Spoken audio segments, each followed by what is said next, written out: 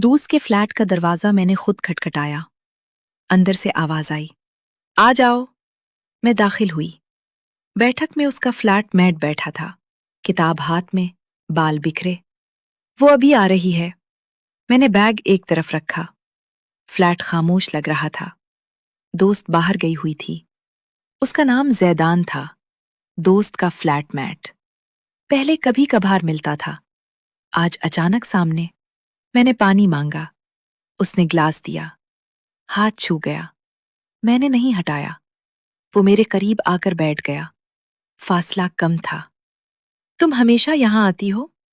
मैंने कुछ नहीं कहा। उसने मेरा हाथ पकड़ लिया। मैंने नहीं छुड़ाया। कमरे की हल्की रोशनी में वो मेरे करीब आ गया। उसने मेरे बालों को छुआ और मेरे माथे पर होंठ रख दिए, हल्के से। मैंने आंखें बंद कर ली। दिल तेज धड़कने लगा। इस फ्लैट की बैठक में हमने एक दूसरे को महसूस किया। सोफे की नरमी, किताबों की महक और जिस्म की गर्मी सब मिल गए। सांस तेज चलने लगी। हमने एक दूसरे को दोस्त की गैर मौजूदगी में कबूल कर लिया। बाहर कोई नहीं था, अंदर सिर्फ हमारी सांसों का मेलाद था। कपड़े अधूरे रह गए। वक्त का पता नहीं चला। जब अलग हुए तो जैदान ने मेरा हाथ दबाया और किताब दोबारा खोल ली। वो आ जाएगी। मैंने कपड़े दुरुस्त किए। दोस्त वापस आई। हमने आम चेहरा रखा।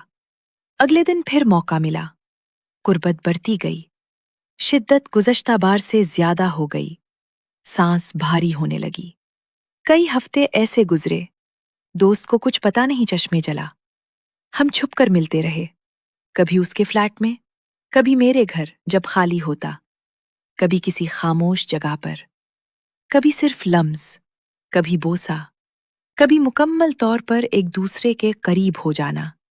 मैं जानती थी ये दोस्त का फ्लैटमेट है, मगर फ्लैट की दीवारों ने सब छुपा लिया। एक दिन जैदान ने बताया कि वो अपने शहर वापस जा रहा है।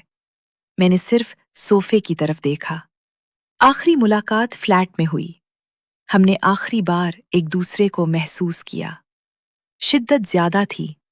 जब अलग हुए तो उसने मेरा हाथ मजबूती से पकड़ा और सर हिलाया। ख्याल रखना।